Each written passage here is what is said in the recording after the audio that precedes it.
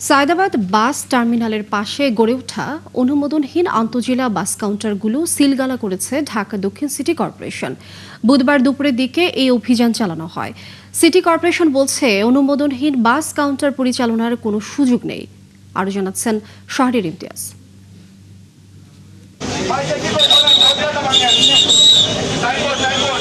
যাত্রী ভোগান্তি ও যানজট নিরসনে সায়দাবাদ বাস টার্মিনালের আশেপাশে অবৈধ বাস কাউন্টারগুলো উচ্ছেদ করতে এই অভিযান।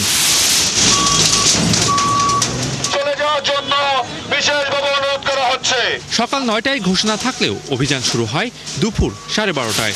প্রতিটি কাউন্টারের সামনে থাকা অবৈধ ব্যানার ও সাইনবোর্ড অপসারণ করা হয়। পাশাপাশি গোলাপবাগ থেকে জনপথ মোড় পর্যন্ত সব অবৈধ কাউন্টার করা হয় সিলগালা। তবে পূর্বঘোষিত এই অভিযান নিয়ে ক্ষোভ জানান কাউন্টার পরিচালনাকারীরা। তাদের অভিযোগ, টার্মিনালের ভিতরে পর্যাপ্ত সুযোগ সুবিধা না থাকায় বাধ্য হয়ে বাইরে পরিচালনা করতে হচ্ছে এসব কাউন্টার। গাড়িগুলো রাখার মতো তো টার্মিনালের ভিতরে কোনো পরিবেশ নাই। কত তো কাউন্টারের যে স্টাফরা এরা কি করে খাইবে? কোম্পানি আছে মনে করেন 50টা, আপনার ভিতরে কাউন্টার আছে 20টা, তার 30টা কোথায় যাবে? বিভিন্ন হাজার হাজার গাড়ি আছে, এগুলো এখানে আসবে না। আগে স্ট্যান্ড ঠিক করুক, তারপর সে বাইরে যেখানে বলবে ওখানে যাবে।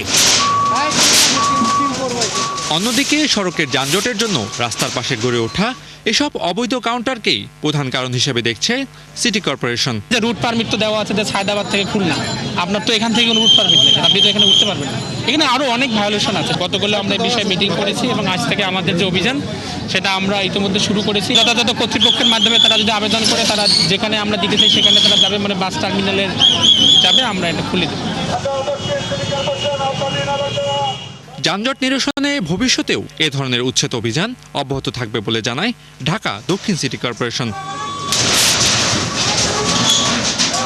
শাহরিয়ার ইমতিয়াজ, ৭১, ঢাকা।